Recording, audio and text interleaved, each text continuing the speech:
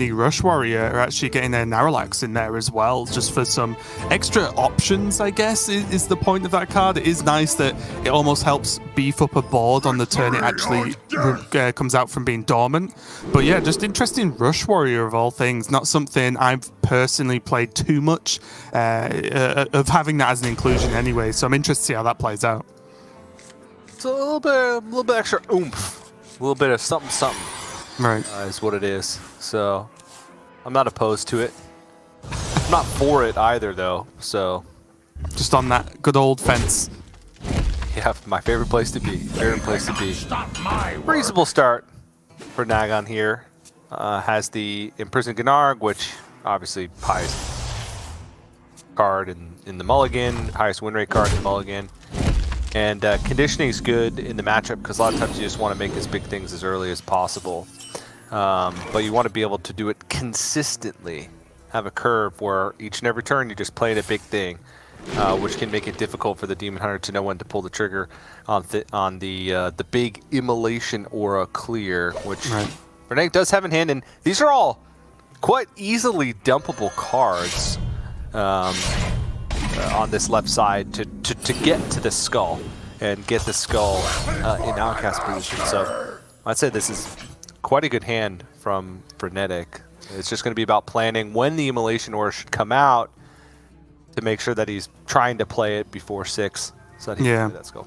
Yeah, generally, I found at least the way that Demon Hunter loses this matchup is if they just go a little bit too slow, and it gives the Warrior the time, right, to drop down those big beefy minions. But so far, you are right. Fnatic can just sort of blitz his way to this skull, and the only worry he's got really is if this skull completely whiffs, but with skull and Spectral Sight in hand, like, he's going to be to the bottom of his deck in absolutely no time.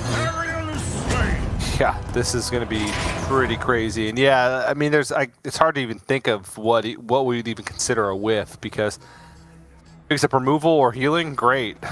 Picks up combo pieces, even better.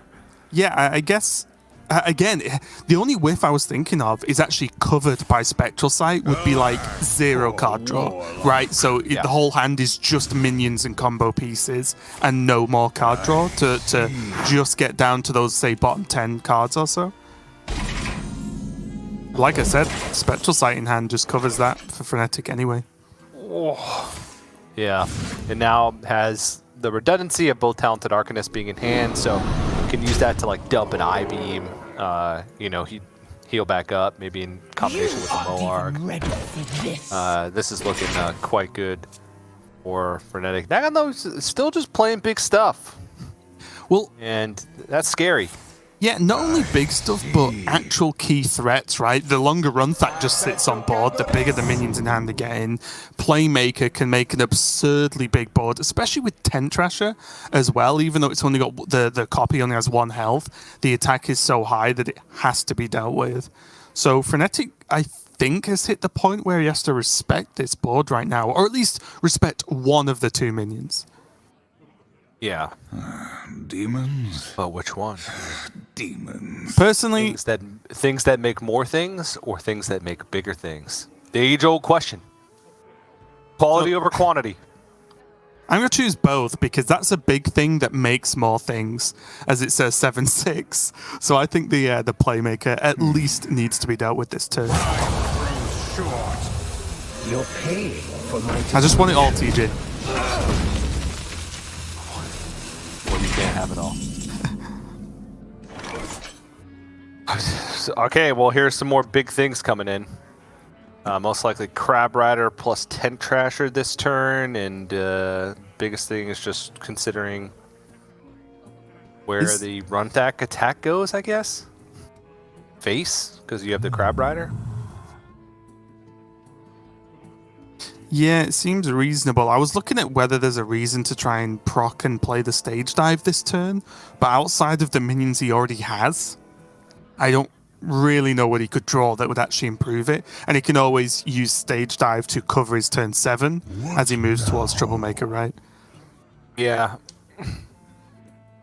I guess ETC just straight up pushes damage, but I don't really think that's relevant right now, considering there would either be minions left on board or Nagan with putting much less power on the board.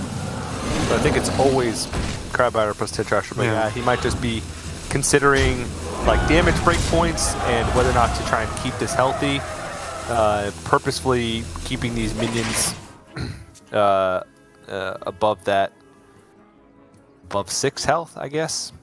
I mean, there's a lot of different immolation or breakpoints that you need to worry about. Any combination of spell damage plus Moarg and what it means in terms of clearing your board. But usually if you have big minions, keeping them as healthy as possible, since the Tintrasher is not sacrificing any damage to do it, it's just how he wanted to distribute the health.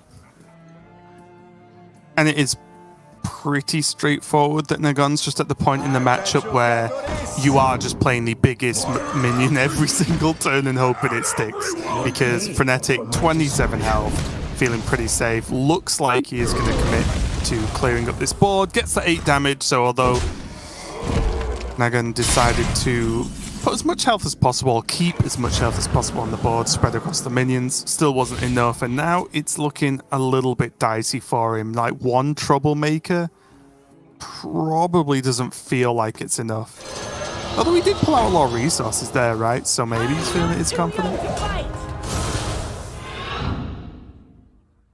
Yeah, and Frenetic's hand is not looking like incredibly good.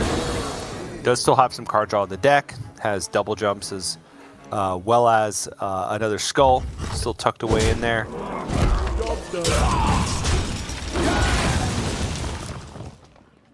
What's it? Yeah, Fell Screen Blast off the top. I mean, it's a little bit slow, isn't it?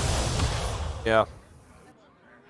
Kills the Rakara though, so that's a big deal. He can clean that out pretty easily with the Aldraki. You're in my school now. Look at the speed of these players. Both these players just know what's up, don't they? It's just, you've got Nagan just dropping big minion after big minion instantly, and then Frenetic just trying to defend. But, ooh, okay, double jump. Skull. Yep. He's back in the game. Get close here. That was actually not the most likely pickup, right? Because there's still double philosophy in the deck. Well, the thing now is that must be getting close, right? No spell damage available, which is the big problem, I guess, for Frenetic in really reaching for those big numbers. But with Nagan on 19, Frenetic doesn't need the Demon Hunter big numbers, right? He just needs some form of combo. Yeah. Could be worried about dying. If there's nothing cleared off the board, that is 25 damage being represented. Right. Obviously, Nagan will most likely not have any opportunity to play like ETC for Starkman Riders because there shouldn't be anything to play into it. And Frenetic can clear more off.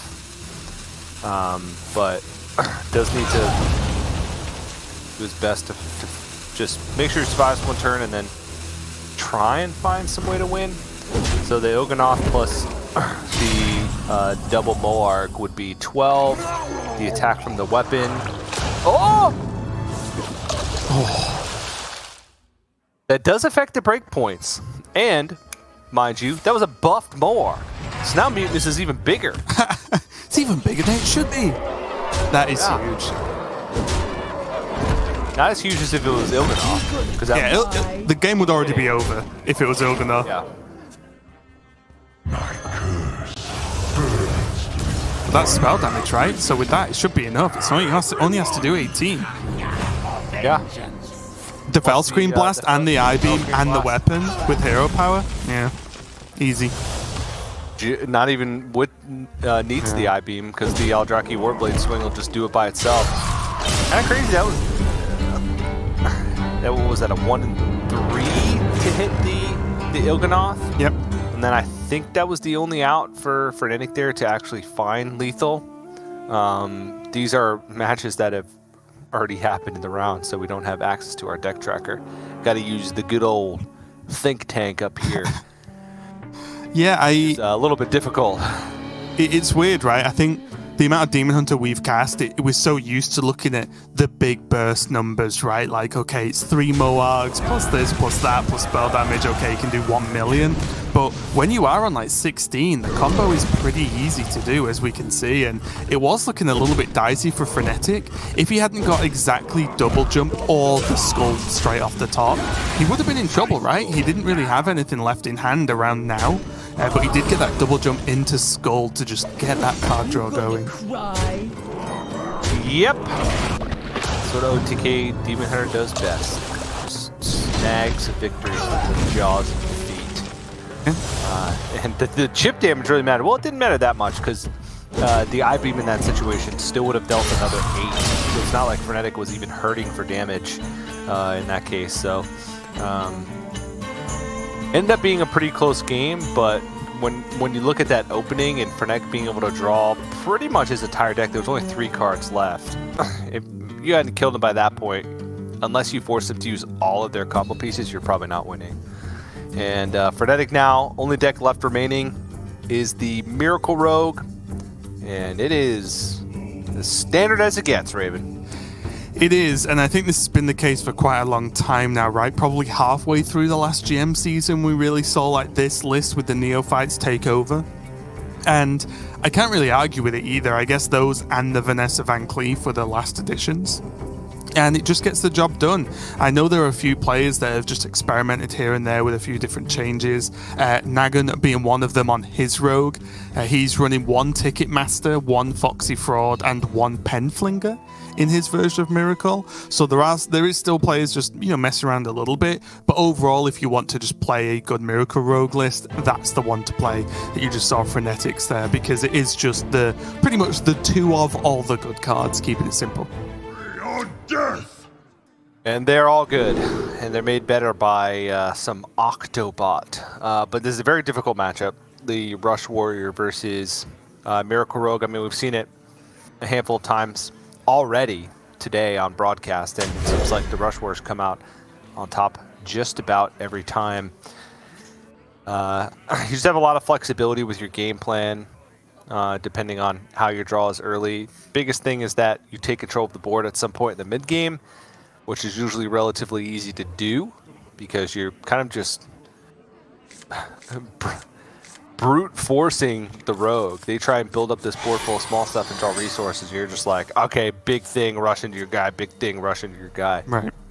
And repeat until dead. I think that combined with the weapons are a big deal, right? Like all the fiery war axes you get as warrior, if the imprisoned Ganarg was available, or even a sword eater a little bit later on, the weapons pretty much every swing kills a minion against rogue. So you have that and the early curve pushes rogue out, and then you start to just play minions that are too big for rogue to deal with. The best they can do a lot of the time is like brain freeze one to slow you down, but killing like multiple say conditioned minions from rogue is very, very difficult. And I love this play here from Nagan. Just play the playmaker early, make Frenetic have to have an answer, because if he doesn't, he's just, Nagan's basically threatening to just run away with the game right here, right now.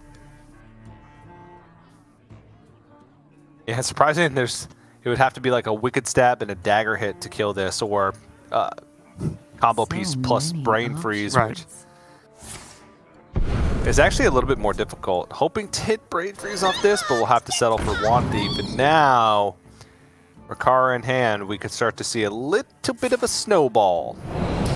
It is huge, and this is why the play is so strong. It looks weird to like just coin out one of your like valuable high impact cards, but the second it's just not answered, look at this, 2 Rakara now. Your playmaker's double buffed, so even if these Rakara die, you now just have a 6/5 playmaker. And I think that, along with Parade Leader, have very similar effects when they're played out nice and early, is that they must kill targets that often can't be killed. So already, TJ, looks like Nagan's going to run away with this one. It's got some room to fight back, though.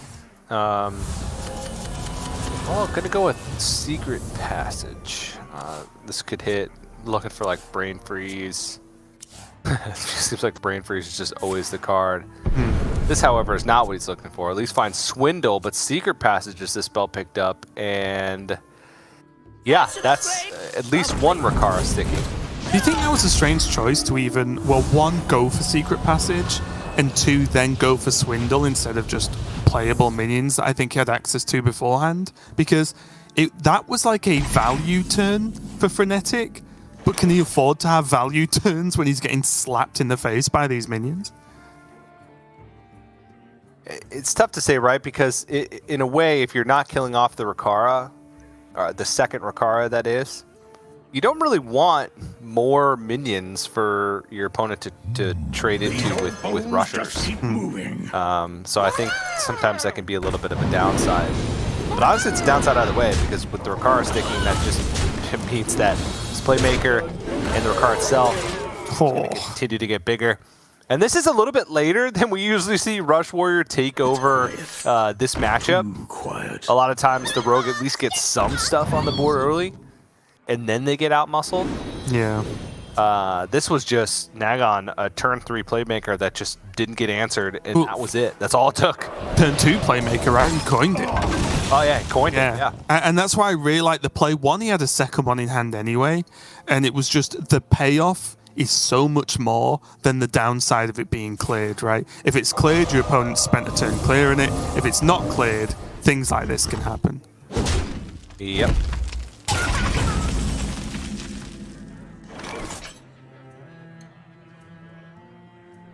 Funny, the Dragon Tamer actually will pull something from the deck, whether it be second Tentrash or Alexstrasza. Just a little icing on the cake. Also, not that Naga needed it. Before the Death Game died, it actually reduced Tentrasher down, right? Because it's a demon, so... Yep. I do like this, though. I think with this board, it's fair to assume that Blade Master's just your kind of the ace in a hole kind of thing, where you get to keep hold of it, because if Frenetic goes wide and, say, freezes your board or kills off a few minions, then often Blade Master Samuro can get a decent job done. Frenetic sitting on 8. He has a hand that is full and decides none of those cards are good enough. Goes for the Secret Passage. Bold. Care to make a wager, friend? That looks like it was a concede to me. You could see in the top of his hand, slightly delayed on the main feed there, but Nagan is going to take that game and then even this series up, TJ, and that was an extremely one-sided game, right? It just never really let Frenetic get hold of anything, and it's one of those games you really want to have when you're in a Masters Tour, right? It's the big, one of the major tournaments of the year. Sometimes you just want those games that almost play themselves. Yeah, especially, when you're talking about needing a ton of endurance to get through these Masters Tours. I feel like this meta is, a little bit faster than when we saw like Masters Tour Orgrimmar, but still, there's a lot of matches to be played. So, and that's kind of what we've come to expect in that matchup, at least today. I feel like, obviously that matchup can be a lot closer, but it is Rush Warrior's best matchup for a reason. Right. Now we get to go into a mirror match, and it's not a true mirror match because there's a couple cards different. There's a Ticketmaster here and a Penflinger, and that's in place of a Foxy Fraud and Vanessa, right? Another card. Yeah, Vanessa. So that's the two cards changed to make room for Penflinger and Ticketmaster. And the changes are understandable, right? The Penflinger, we know how good Penflinger can be, even just chipping away, especially when you look at it in the Rogue Mirror, right? It can actually do significant damage to the minions. But the Ticketmaster, again, is a high-value card because you're expecting to draw through your deck very quickly. So you're just gaining additional minions on board and more pressure, which is, again, normally what Rogue wants to do. The only problem is, I think I spoke about this early with Sol, is that how streamlined Rogue has become, that do these one-offs and do these like slight changes actually end up being a bit of a flaw, because it just removes how consistent Rogue actually is. Yeah, and I would tend to agree with that. I don't think Nagata's made enough changes to kind of like change the core of the deck, right? Right. It will function similarly. I mean, Ticketmaster, being the results-oriented thinker that I am, fantastic right Care to now. make a wager, friend? Though Frenetic does have a way to activate his own Octobot. It is a 4-3, which Rogue usually doesn't have access to 4 attack minions this early in the game. To try and fight back to the mirror match. I mean, clearly we're just being schooled on why this build is good, right? We're just being taught some strong lessons now, and we should take back everything we said before about the deck list not being good. Yep, that's right. Just that one play, pointing out a Ticketmaster, Worth makes the deck better. strictly. Do you see now the fight for the board that is often the case in these types of matchups here? But Frenetic, although he has some removal, is hitting that point where he does need to get a field contact, and it's the same old story with Rogue. It can draw its whole deck, or it can sit and do nothing sometimes, right? You need a secret passage, or you need a field contact to really keep the turns going, because I don't really think it's a deck that you can sit back and take turns off, right? You want to have active turns every single turn of the game, and that's how you win.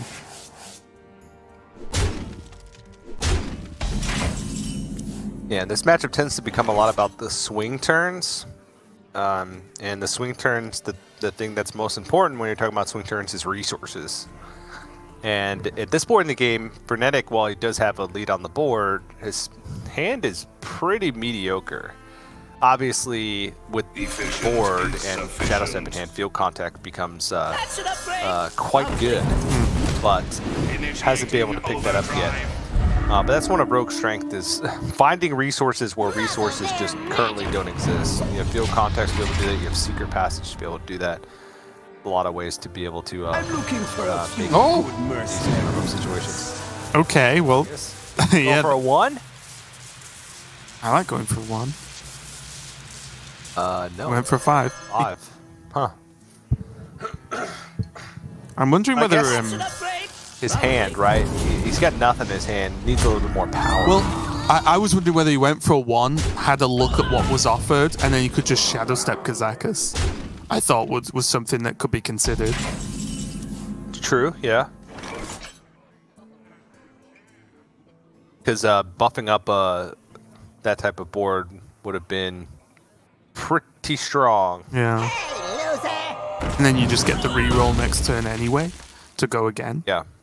I have a bit of a pet peeve with rogues, that if a rogue loses the game with Shadow Step in hand, when they had something pretty good to Shadow Step, I get very upset.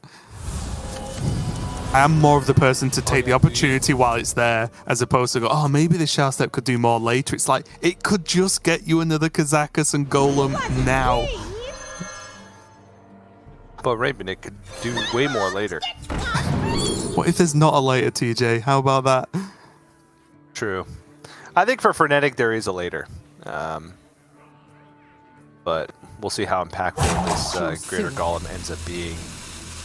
I guess still fighting from the back foot, and outside of Combustion, not a real great way to have any type of comeback in the game. Could go for a reactive Golem here, but playing Kazakus into a turn where you know your opponent has a big board and a Golem in hand, he would just straight up lose to Buff Golem at this point if he didn't try and clear off as much of this board as possible. Right.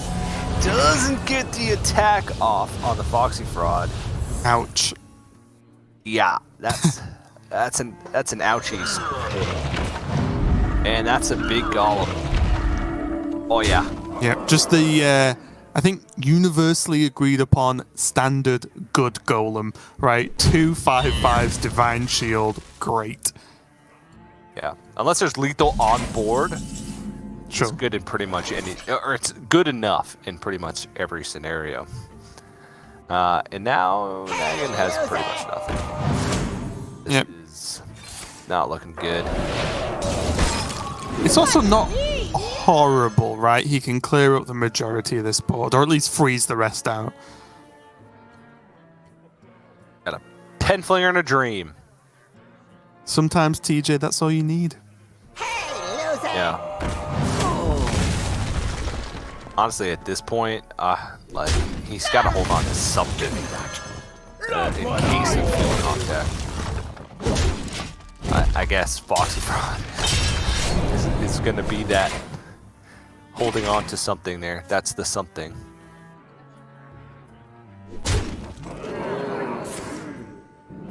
Yeah. Field contact too. Oh, he's not going to play it out. Okay. Yeah, I mean, it wouldn't have much mana to really do anything. It'd be 1 mana after playing the field contact and being only drawing 1 card.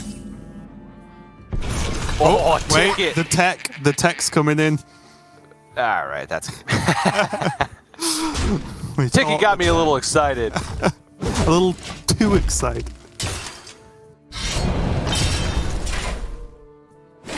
Yeah, a little bit unfortunate there. Nagan never really got to just go off.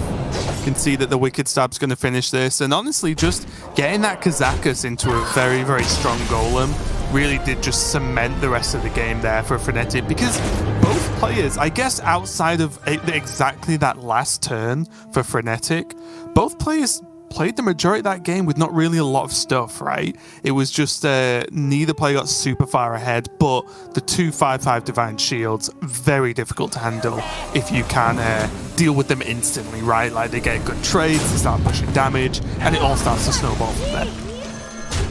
Yeah, and that was made possible by the fact that he did just play so aggressively for pit tempo early on in the game. If he didn't have board, playing those out could have been decent, but you know, like a slow prize plunder, yeah, could have been the tipping point. But Nagan just really wasn't able to get anything going in that mid game. Not able to draw cards, no swindle, no field contact, and when that happens as rogue and your hand runs dry, it's really hard to try and fight back. And Fnatic is just on fire recently. Yeah. 3-0 now start in the Masters Tour. Incredible performance throughout the last couple weeks of Europe Grandmasters and the playoffs. So riding high. He's feeling good. He's feeling it. Yeah, and with his qualified spot to Worlds as well, you know, we'll see how that goes in Season 2 of the Grandmasters for Europe as well. But also Nagan he's going to be 2-1, so obviously taking a loss in round 3, but just another Japanese player to maybe keep an eye on, see what happens, because I think the Hearthstone world has probably agreed now that you can't really underestimate Japan as a region now, because you know we've got World Champion, we have Alutimu, now we have Possessi as well in Grandmasters doing it really well, so maybe we're adding another name to that list. I do believe, though, TJ, we are going to be covering an additional game just while I've got some time, and hilariously, I think it's because Bunny Hopper faced Yala this round, and they're still playing. So it's just to You literally can't escape no it. One. No, it ruins me every time. I'll escape it next season potentially, though. To be fair, Insane versus Staz coming up. We are going to be diving into the final game of the series, and I'll be honest, I have no clue who wins this, as obviously it's already been played out. But both players bringing a Druid here, TJ. Yeah, and not something we're, I guess, used to seeing in the current metagame. I guess, you know, Token Druid is still in a lot of players' kind of top 4 decks, but I think they're both having... Staz has Clown and Insane as Token. Okay. But they both got wins with them as well, so Clown Druid getting something done in this game. It looks like it's going to be this Warrior versus Rogue for the last one, and that's going to be Rush Warrior for Insane and the Rogue for Staz. Let me just check. Yeah, and the Rogue for Staz is Miracle. Pretty standard looking at TJ, which means that we might have a rough matchup here for Staz. Yeah. Again. This is probably going to be one of the most popular matchups we're going to see on stream throughout the entire weekend, right? Because both those decks are very rarely banned. They're in the vast majority of lineups.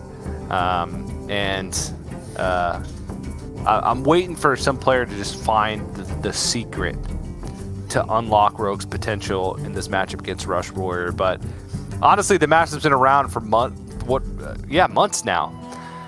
Maybe not months, almost months. So if they haven't figured it out Days. now, they're not going to figure it out. I said it before. It's Rush Warrior's best matchup for a reason. I think if you're going to make Rogue beat Warrior, then it's not... Rogue isn't going to beat all the other things, right? Because it just clearly won't work. Because this Rogue build does very, very well in general. It does just have those, I would say, 2 really bad matchups, which is Warrior Priest, and I also think it's pretty weak to Hunter, however much Salt will disagree on that one. But yeah, this is one of the reasons why I was a little bit surprised at the sheer volume of rogues and everyone's confidence in it. Maybe I'm just negative about the deck, but I just assume that, yeah, okay, everyone bans Priest. I then just did the next thing where it's, okay, well, what's got a good spread of matchups if Priest is gone? Oh, Warrior, great. Well, what loses to Warrior? Rogue. So I feel like everyone's going into the series with Rogue having to, at one point, deal with Warrior, probably. And it's always going to be that negative effect here, and we are going to see it play out. So, yeah, maybe I'm just not... Maybe I'm being harsh on Rogue. I think the deck's good.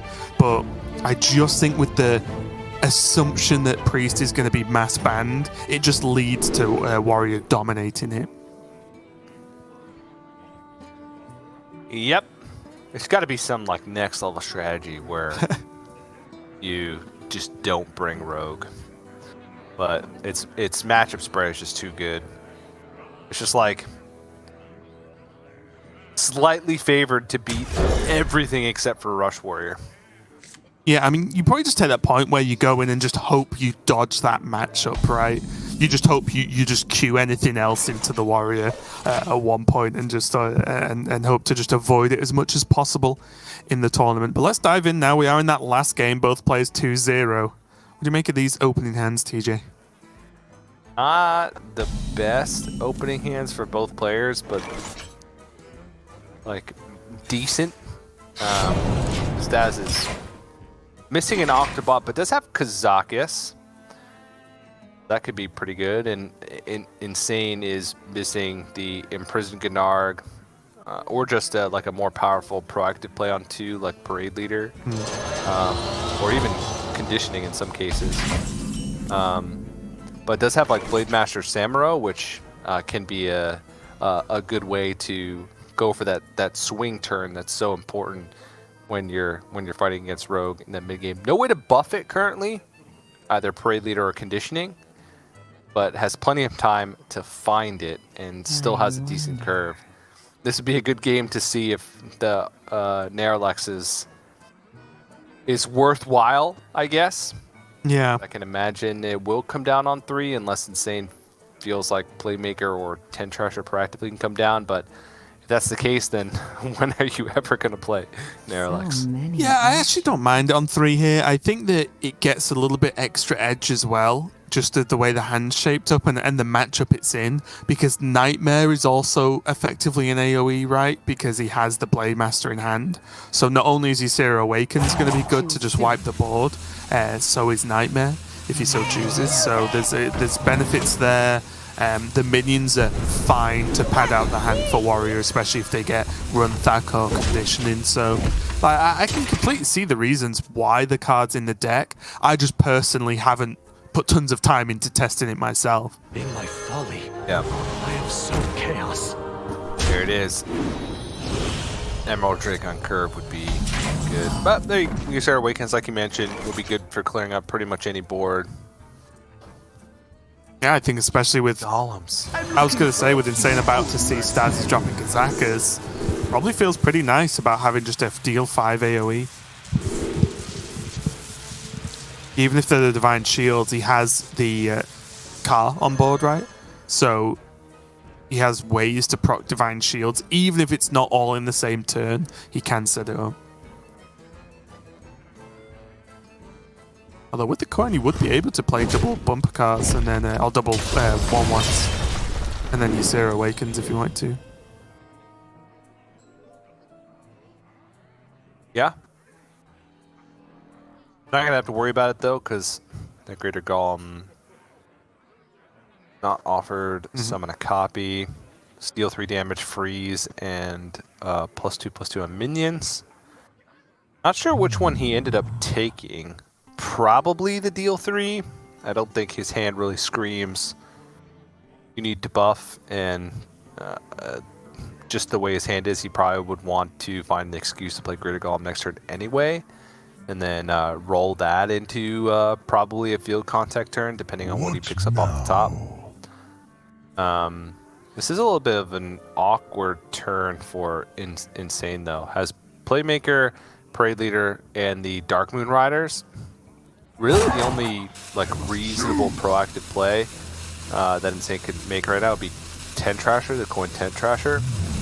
That's what I was looking Off at. the Golem. Yeah. I mean, it feels like it's bad because, yeah, it feels bad because you used the coin, but next turn, Naralax is popping anyway, so suddenly his board is a 5-2-3-3, which is fine. And it's better than passing, and the longer the game goes on, the more powerful this Playmaker, Parade Leader, and the Dark Moon Riders are going to be. So he doesn't have to rush it, because no matter how big Staz's board or wide Staz's board gets, Insane can clear it off at any moment. So many options. Doesn't have to rush it. You like that one? Yeah. You should have been the witty one. Muzzle their magic!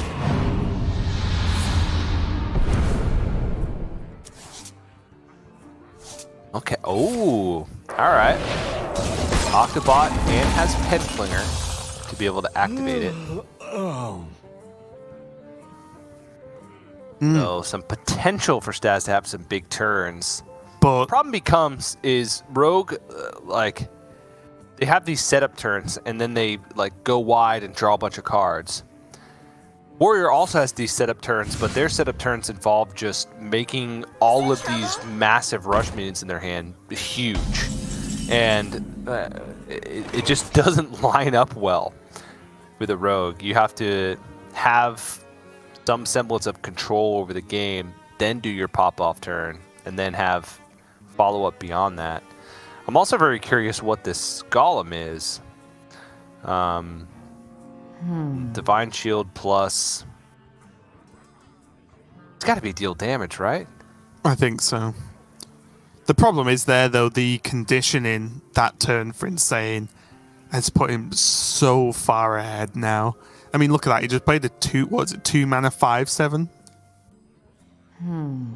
Staz has to start fighting back versus a 5/7, and then we can see that. Well, and also Staz has some idea that there's 2 Dark Moon Riders and a Ysera card in hand, but yeah, it was deal 3.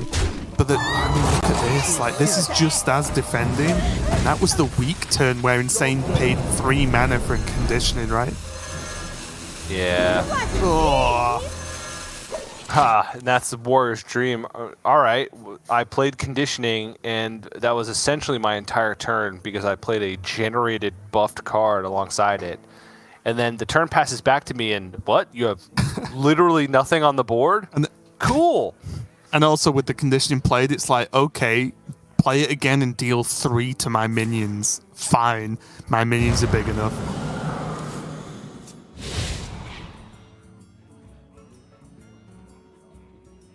Does now have that buffed Crab Rider in hand as well. It's weird though, because again, Insane has a fairly reactive hand himself. So I'm wondering what he wants to commit here. Honestly, doesn't really have to commit anything, as weird as that sounds. Because it feels like he has answers to whatever Staz would do. I think I like this. Just play one thing. There's no reason for him to get ahead of himself because his hand is reactive, and his reactive hand he knows is pretty much always going to be better than Staz's.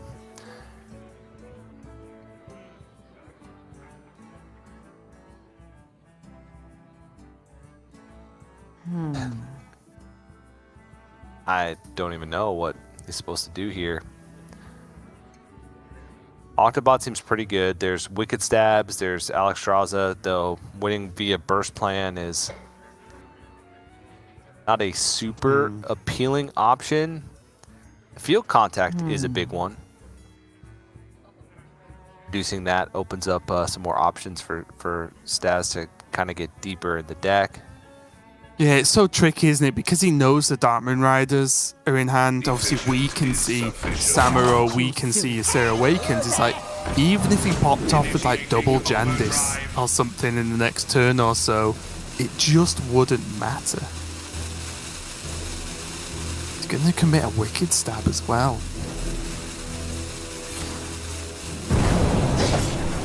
Further reducing the actual burn damage that Stas has access to this game. Don't tell me you missed again. No. Oh no, why am I saying again? That was Nagan last game. Apologies, Stas. I didn't mean it. I'm sure he's missed an attack at some point in his career. He's been around for a long time, so technically, you're probably right. Oh, the Golem! I mean, that's better than like Alexstrasza, because then the Mutinous would just kill him. But worse than any other card in his hand, so... But worse than any other one. Actually, the field contact would have been pretty brutal too, because then Stas would have no way to continue drawing cards. But at least he would have a Golem. So many options. But now, back in a rough scenario. I mean, it probably has to be Jandis here to try and go for a Miracle Turn, and then hope that he can pick up a more reliable way to start drawing with the field contact next turn. Like, even Alexstrasza doesn't even, straight up kill this Mutinous, so I think What about- he has to ignore the fact that it's even there. Efficient is Okay. I was going to suggest the Octo and the Penflinger, then then Jandis. So then it builds up a potentially dangerous board, and then you have the Alexstrasza, Tenwu Alexstrasza turn the turn after. And just hope that's enough. It's very adventurous. But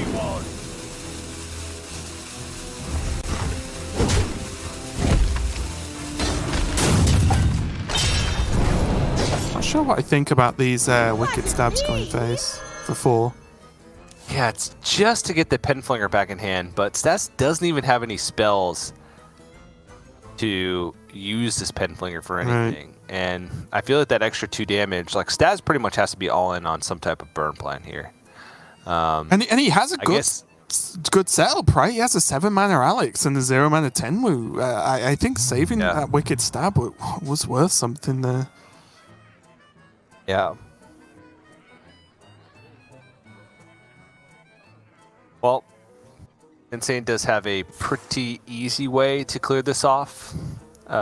With multiple easy ways to clear this off with Blade Master Samuro or with Ysera Awakens. I think Blade Master Samuro is just way more clean efficient, keeps more health on the minions, right? And he gets to develop things alongside it.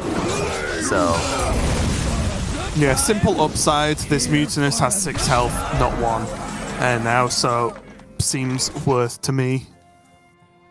And just setting up counter lethal here. It's quiet. Too quiet. No big deal.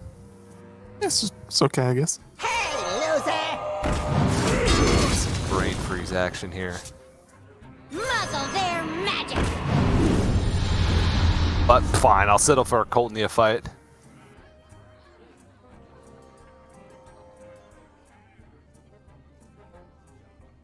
Probably going to have to be a Tenwu on the Prize Plunder and a Shadow Step on the Prize Plunder to try and clear off as much of this board as possible. Mm-hmm. This will be card number 4, 5. So it could hit the Playmaker and then hit the Mutinous. Give me that. Look what I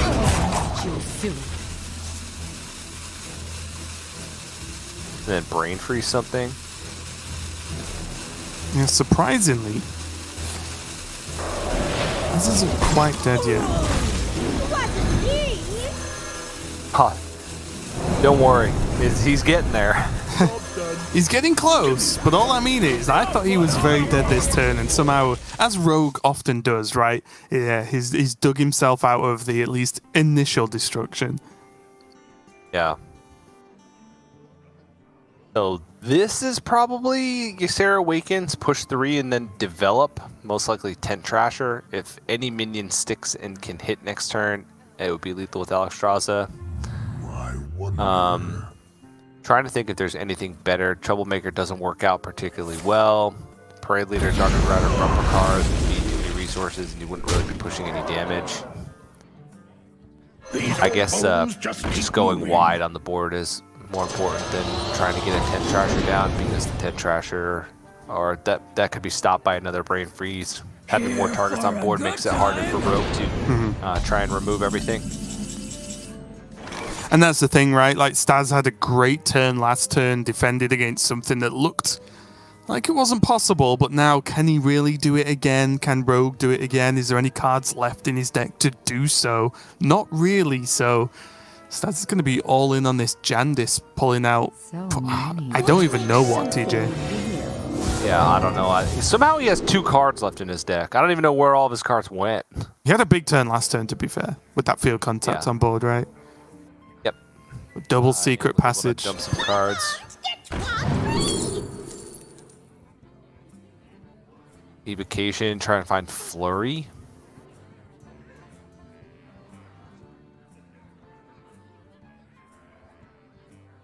That's the only out. And even then, I want you soon. he's still dead. Even then, he'll just die a tiny bit later. Yeah. It would have to be Flurry and Brain. Alright, Flurry. What about double Flurry? Oh! Hey, loser! Job done. Well, he got it off. Wasn't me! Okay, all frozen. And Loser!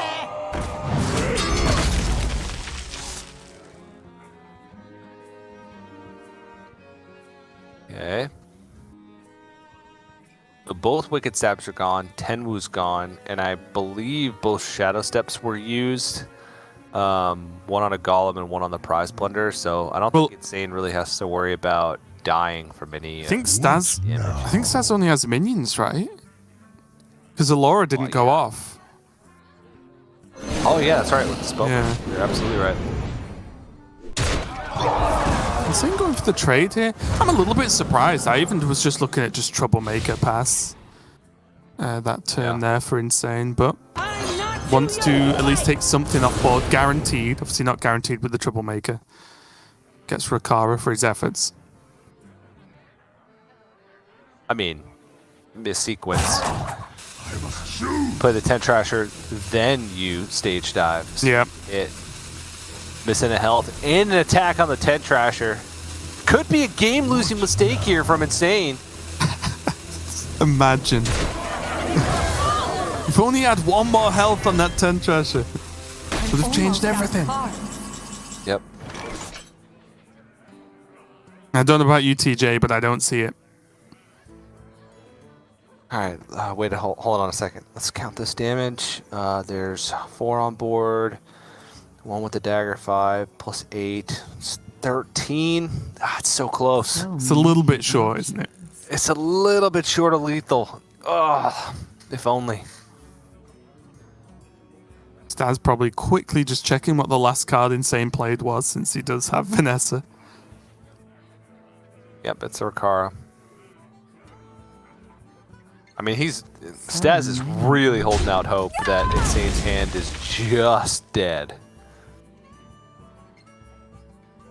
But this is one of the issues. I think the core of the issue with this matchup is Rogue plays just enough cards to win a game of Hearthstone, right? When they work together. And Warrior just has, at least for this meta, minions that are too big, right? They don't fit in with the other decks in terms of size of minion. And the removal's just not there, right? You've just seen Staz use pretty much everything he has here to be able to just try and even keep up. Not even talk about getting ahead, but just keep up with Insane. And it's not been enough. Yep, and he just left himself dead on board anyway. Why not? If you're going to go out, TJ, go out quickly, I guess. And that is just going to be the game. That is going to be the series. And Insane moves up to 3-0 so far in the Swiss, with Staz taking the loss, going at 2-1 there. But a very, very close match as well, coming down to that final game. And surprisingly, coming down to that matchup, TJ. It wasn't the Druids, whether it's Token or Clowns that we're talking about, that struggled, or the Demon Hunter. It was like the Warrior and Rogue matchup it came down to in the end. So it's kind of interesting. I am with you here. I think that Warrior Rogue matchup might be a theme of this Masters Tour. Yeah, definitely seems so. And it's one that we're going to have to get used to, trying to find creative ways for Rogue to win in a lot of situations, because it does just feel incredibly difficult. Right. We have, to be fair, on broadcast seen many like Ringmaster Wildly conditioning hands or Blue Master Samurai conditioning hands. You don't always have those ways to fight back. I like those kind of gritty games where the warrior's just fighting straight up with normal minions and not with massively buffed minions, because those ones can get quite interesting against Rogue. But the ones that we've seen on broadcast have just been so incredibly one-sided so far today. But yeah, insane 3-0 score, not bad. And Staz, I mean, we can still consider this early on in the tournament. It's round 3, taking